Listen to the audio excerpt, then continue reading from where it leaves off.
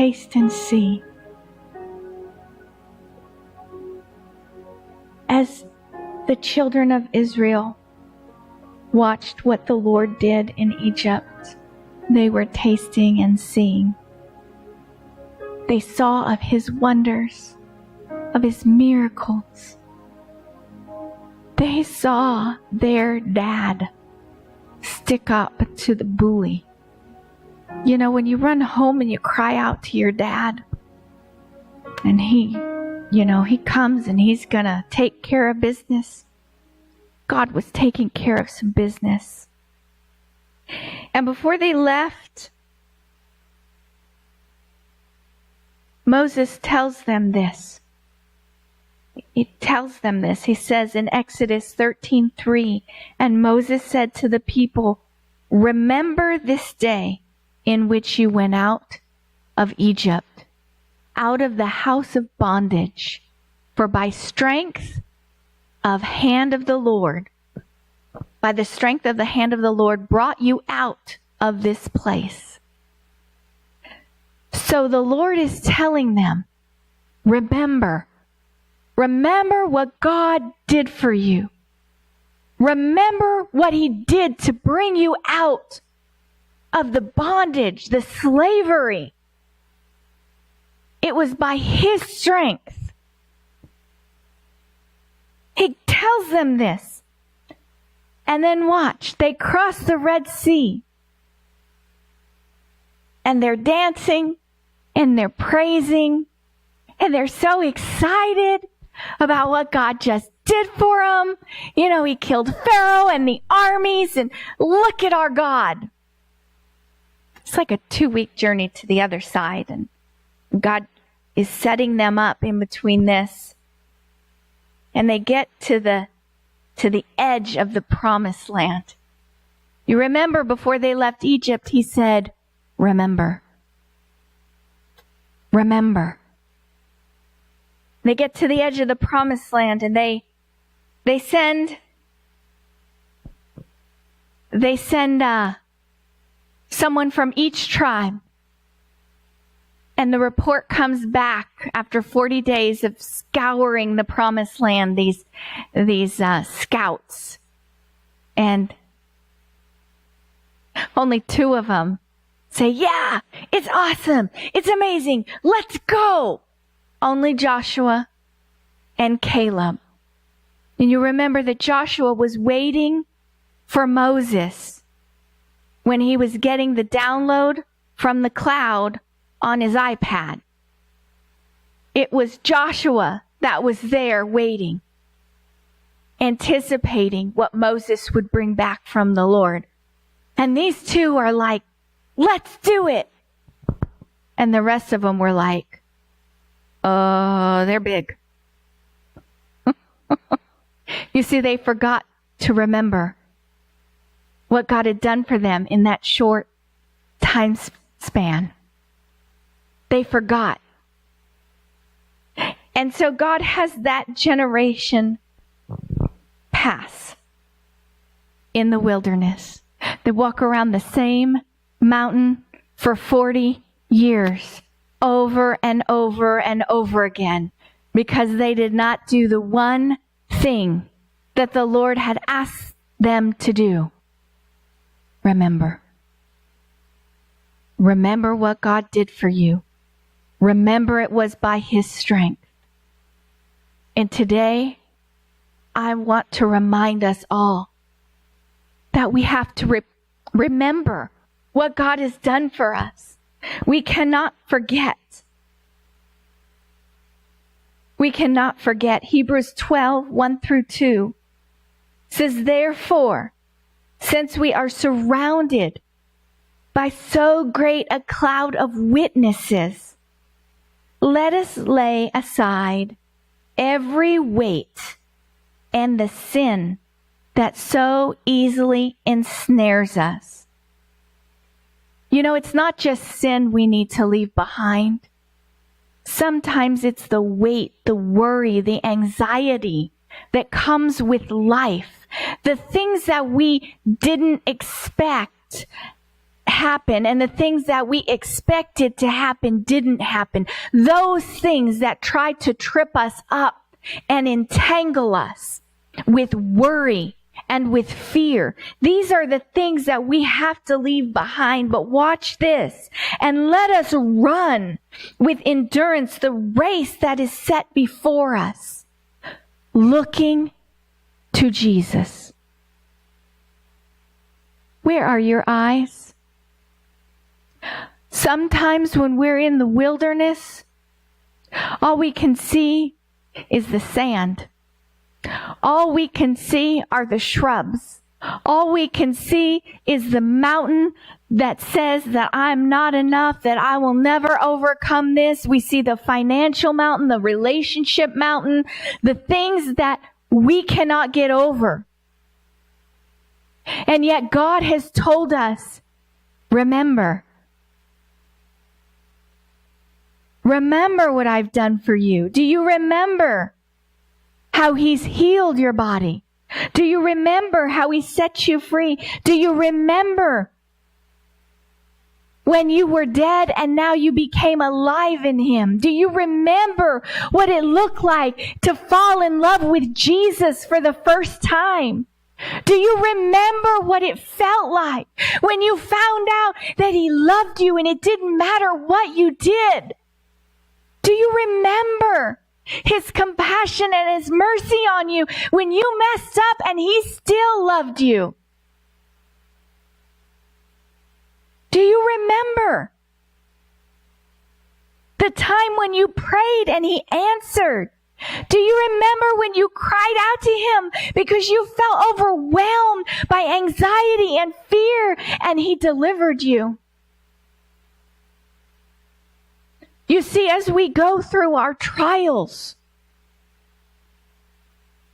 it's easy to put our eyes on those things that are before us, that we're struggling with. It's easy for the enemy to begin to speak into our minds. Well, God left you this time. You messed up too much. Oh, He hasn't called you for that. You're not good enough. Oh, you'll never overcome that.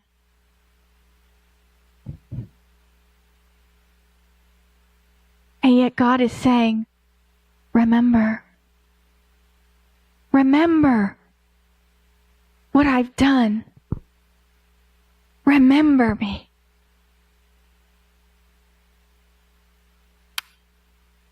Looking unto Jesus, the author and finisher of our faith, who for the joy that was set before Him endured the cross, despising the shame, and has sat down at the right hand of the throne of God. You see, when we look to Jesus, we realize that He's already overcome. And so if He's already overcome and we belong to Him, then we've already overcome. And then the mountain seems very small. Then the sand, you're like, woohoo, I like the sand in my toes because I'm going somewhere. The shrubs don't bother you. The bugs don't bother you. Why? Because you're looking at Jesus. You're focused on Jesus. He's moving you forward. He's the one that gets to speak in your life. When the devil comes and he says things in your mind, you're like, oh no, I've got my eye on Jesus. He doesn't talk to me like that. So where are we looking? What are we looking at? You know, James 1:1 says, that we should count it all joy. We should count it all joy when we go through trials. Joy. I'm in the wilderness again. Yes, I get to learn. I get to have my toes in the sand. I get to look to Jesus. He's going to take me through this thing. That's not what the first generation of Israelites were feeling when they went through. They were like, oh, the food was better in Egypt. The sun shined better in Egypt. It felt better in Egypt. I had a house in Egypt. The weather was always good in Egypt. And they began to talk about Egypt. And it's so funny how they forgot that they were in bondage. They forgot that in Egypt they were in slavery. And they were beaten and their children were killed. They forgot all of those things. And so the Lord said, no. That's not going to go into the promised land. You see, when we have a spirit of complaining and grumbling, it breaks God's heart. It breaks his heart because you're forgetting of his goodness and the good things that he's done for you. And when I was in the prayer room, he said, it also breaks his heart because you're not being his witness. You're telling other people that it's so hard and that God isn't as good as he says he is as you're going through the wilderness.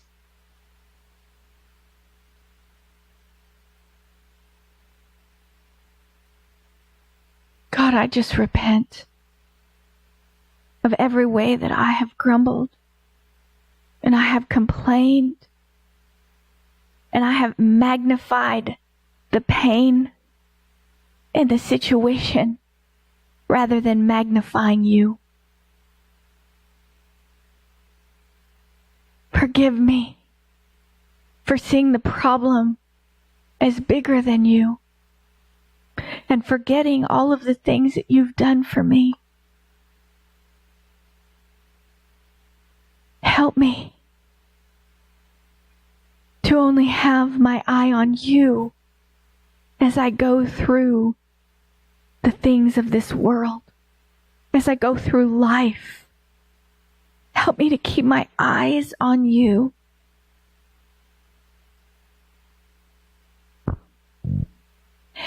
You know, the next generation coming up, they saw what happened between their fathers and God. I believe they chose a different path. In fact, I was talking to God about how can generations be so different, and then he reminded me of these two generations. One grumbled and complained and didn't remember and wasn't grateful, and the other one, I believe, was.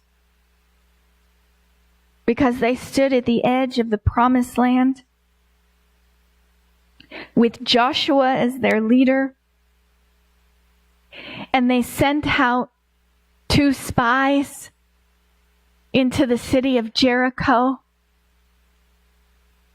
and the spies found lodging at a woman who probably wasn't fit to stay with. Her name was Rahab, and she was what we call a harlot.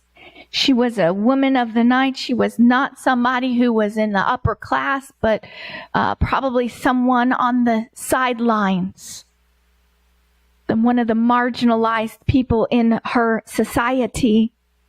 And yet these 2 spies stayed with her. And God gave her enough sense that she recognized what the children of Israel had. And so she says to the 2 spies in Joshua 2, 8 through 13, and as soon as those who pursued them had gone out, you see, she lied to her own people. At the risk of her own life, she lied to her government officials and the army and said that they were gone. And she hid these guys because she recognized the favor that God had on their lives. And she was willing to take the chance. She said, I know that the Lord has given you the land, that the terror of you has fallen on us, and that all the inhabitants of the land are faint-hearted because of you. For we have heard how the Lord dried up the water of the Red Sea for you when you came out of Egypt, and what you did to the 2 kings of the Amorites who were on the other side of the Jordan, whom you utterly destroyed. And as soon as we heard these things, our hearts melted.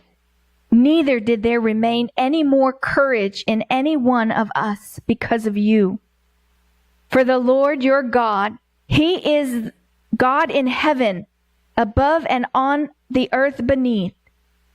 Now therefore, I beg you, swear to me by the Lord, since I have shown you kindness, that you will show kindness to my father's house, and will give me a true token, and spare my father, my mother, my brothers, my sisters, and all that they have, and deliver our lives from death. You see, the first generation of Israelites forgot, but the people in the land around them, they remembered. This was 40 years after they had parted the Red Sea, that they are walking up to this city. And this city was in total terror. She said, I know I'm going to die because I saw what your God did in Egypt for you. Give me favor. And you know, this woman who wasn't not even an Israelite, she's in Jesus's lineage. She's in the lineage of Jesus. And you don't think that God picks the marginalized and those who don't feel good enough? Look at Jesus's lineage. There's some ladies in there that probably the Pharisees would not have picked to be in Jesus's lineage. You know, as we're going through our wilderness, we have a choice. We can choose life or we can choose death.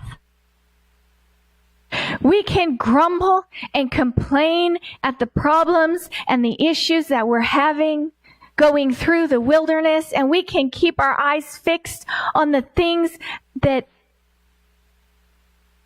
are troubling us.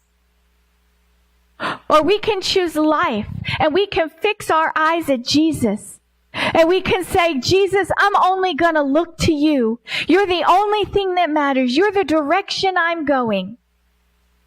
But I will tell you this, as you're going through the trial, you choose how you go through it, but God is going to get the glory, because it didn't matter how the Israelites complained in the wilderness. The city of Jericho knew the testimony of God. They knew what God has done. And as you go through your wilderness, people will find out what God is doing in your life. They will say, how can somebody go through that with that much joy? How can someone be so at peace while they're going through that?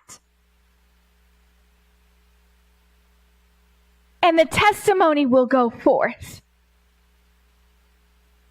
You see, you carry someone else's testimony as you walk through your wilderness. Revelation 19 says, for the testimony of Jesus is the spirit of prophecy. When you testify of what Jesus has done in your life, it's prophetic to the person you're telling. I've seen people say, stand up and say, I got healed of cancer. And someone in the room had cancer. And guess what? The Lord started healing them. And their test results every time they went to the doctor got better and better and better. Why? Because the testimony was theirs. The person that had gone through the wilderness with joy, with life, focused on Jesus, and had been healed, was professing, you can too. You can too. It's yours. It's your testimony. It's not just mine. Everything that I've been healed of, everything that I've gone through, every grace God has given me, it's for someone else. But you see, we can't grumble and complain, because then we don't get to make it to the end. But if we'll do it in joy, if we'll do it focused on Jesus, then it's somebody else's testimony too. So today, whose testimony are you carrying? What freedom do you carry for someone else? I know you're going through hell. I know it's hard. I know it's difficult. I've been through it myself. It's not easy. The burden is not light. But look to Jesus. Look to Jesus, because you're carrying something. You're going to carry something to set somebody else free. Somebody else deserves that freedom. They deserve that victory. They deserve to say, look at what the Lord has done. Are we going to keep our eyes on Jesus? Are we going to keep our eyes on Him? Or are we going to die in our wilderness, complaining, criticizing one another, arguing, fighting over the dumbest things?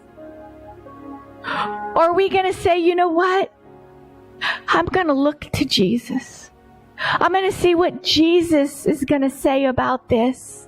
I'm going to look and see what solution He has for me, because He's my goal. Come on, He despised the cross. He endured the cross and despised the shame. Why? Because He focused on the joy set before Him. I believe that while Jesus hung on that cross, beaten, bloodied, bruised, and unrecognizable as a man, I believe He saw through time, and He saw you and I, and He said, I love you so much. I love you so much that it was His love that compelled Him to go through the pain and the torment, so that we could be like John 17. He is in me and I am in Him. So we could have that connection. You see, Jesus paid it all. He took care of it all.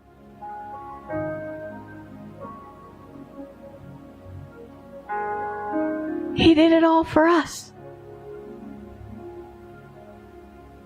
And now He's asking,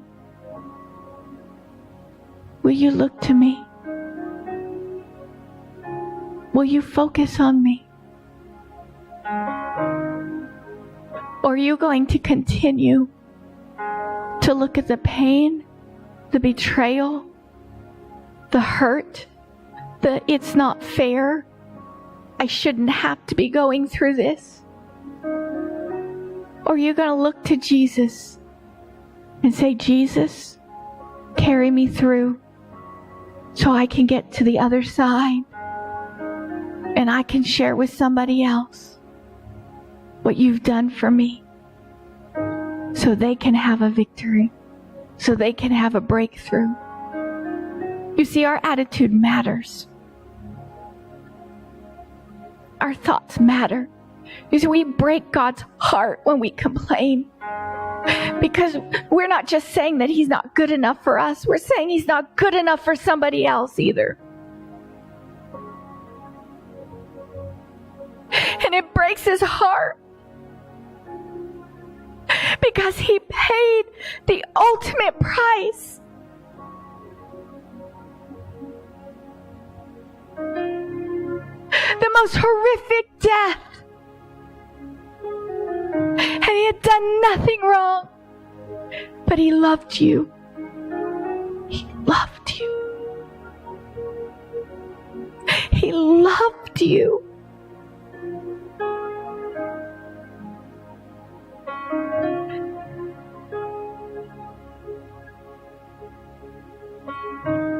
Would you bow your heads with me? Father, forgive us for not seeing your goodness, your love for us and for others. Thank you for loving us. Thank you for choosing us. We just declare that we choose you, Jesus. We choose to look at you. We choose to look at what you've done. We choose to put our focus on you rather than other things.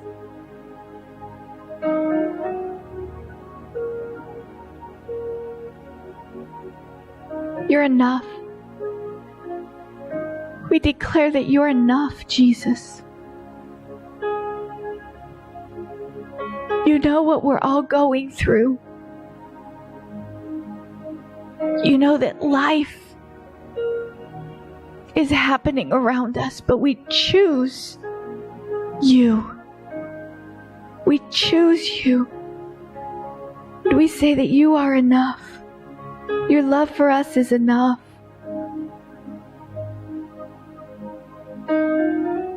Thank you, Father. Thank you, Jesus.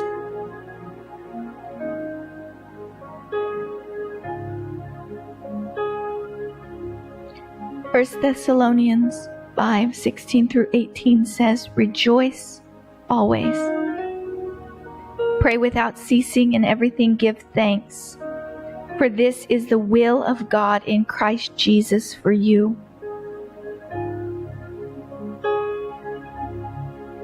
Rejoice always.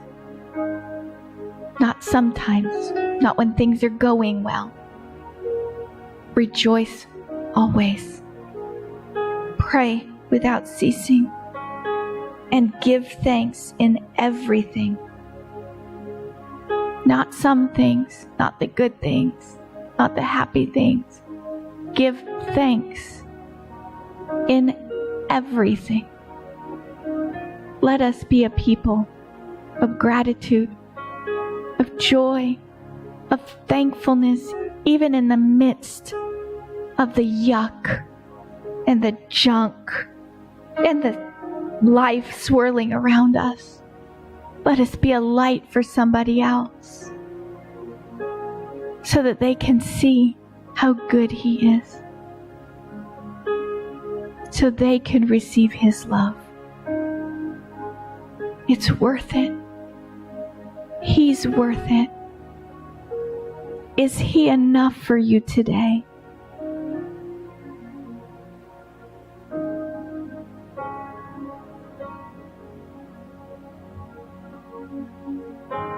Julia, would you just play Jireh as we close? This song has just been going through my mind. And as things come up in my own life, I just declare, Jesus, you are enough. You are enough for me. I'll never be more loved